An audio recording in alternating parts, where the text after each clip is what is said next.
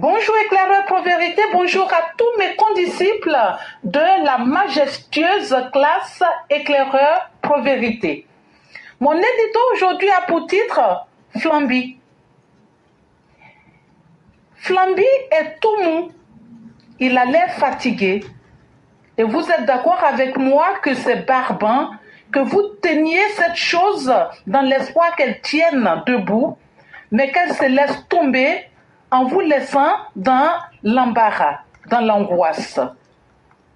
C'est rageant, c'est agaçant. C'est exactement comme l'opposition ivoirienne.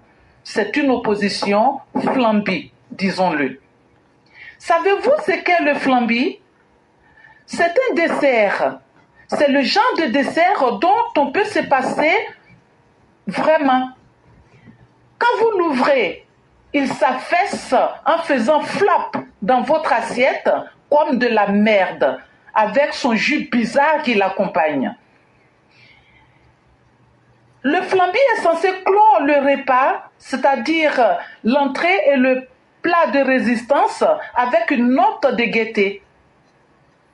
Il a tendance à vous couper l'appétit et vous donne parfois l'envie de gerber. Ce dessert flamby est à tout point de vue semblable à l'opposition ivoirienne dans son ensemble. Une opposition a pour vocation à faire des propositions politico-socio-économiques, n'est-ce pas, qui mettent à mal le pouvoir en place et émerveillent le peuple en lui donnant l'envie de l'essayer. Seulement, notre opposition ivoirienne brille par l'absence de toute action valable, importante. Elle erre, elle peine à proposer le moindre plan. Cette opposition est un groupe de personnes qui, bien qu'ayant pour la plupart expérimenté l'exercice du pouvoir d'État, est perdue.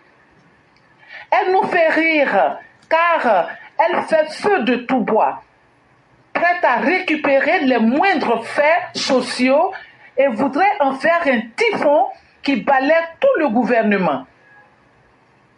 Exactement comme une tornade dans un verre d'eau. Opposition flamby ivoirienne. Qui voulez-vous effrayer dans ces conditions? Merci et à bientôt. Merci infiniment, Mère Blanc. Merci encore de mettre à nu cette opposition d'incapables, cette opposition d'individus qui n'a pas de projet. Et Mère Blanc le dit tellement bien. Voilà des gens qui ont déjà dirigé. Eux tous les ont dirigé avant le président Ouattara. Eux tous là, quand ils prennent leur congé là, ils viennent en Occident. Nous, on n'est jamais venus en Occident. Hein. Mais l'Occident là, c'est l'épitome de l'évolution humaine. Ça veut dire, c'est le dernier cri de l'évolution de notre système ici, sur la Terre. Mais ces gens-là, ils n'ont rien retenu. C'est eux encore, on nous dit qu'ils ont fait les plus grandes écoles, qui sont supposément les plus intelligents. Mais ils n'ont rien retenu à l'école. Ils n'ont rien retenu de leur tourisme qu'ils viennent faire dans les grands pays. Ils n'ont rien retenu quand ils étaient à la gestion du pays. Ils n'ont rien retenu. Mère Blanc était gentil. Moi, je les appellerais opposition caca. Ils sont comme du caca, nos opposants. En réalité, quand tu vois, forcément l'odeur te fera fuir. Et lorsque tu regardes, tu es dégoûté. Tu ne sais même pas là où il faut le prendre. Et c'est ça, cette opposition-là. Mais le plus dramatique, c'est qu'elle veut nous faire croire que non, il ne faut pas que cette opposition, elle est exempte de jugement. On ne peut pas la juger. On ne peut pas lui dire, voilà, tu as commis des erreurs. Présentez vos excuses. Non. Eux, ils avancent comme s'ils étaient en terrain conquis. Comme si c'était des animaux qu'ils viennent diriger. Chers Ivoiriens, réveillez-vous.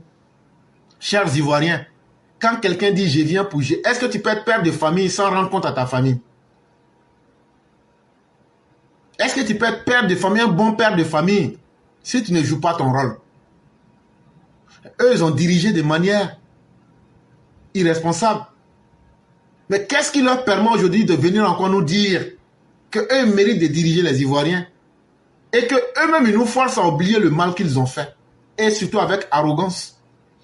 Chers Ivoiriens, élevons notre niveau de conscience et affirmons-nous en disant que nous n'allons plus faire la politique comme eux l'ont fait avec nous pour mettre nos vies dans des guerres civiles, pour mettre nos vies en danger, pour mettre nos vies dans la misère. On va prendre le contrôle de nos vies en questionnant les hommes politiques, en les mettant en face des réalités pour comprendre qui est bon et qui est mauvais, avec qui on peut aller et avec qui on ne doit pas cheminer.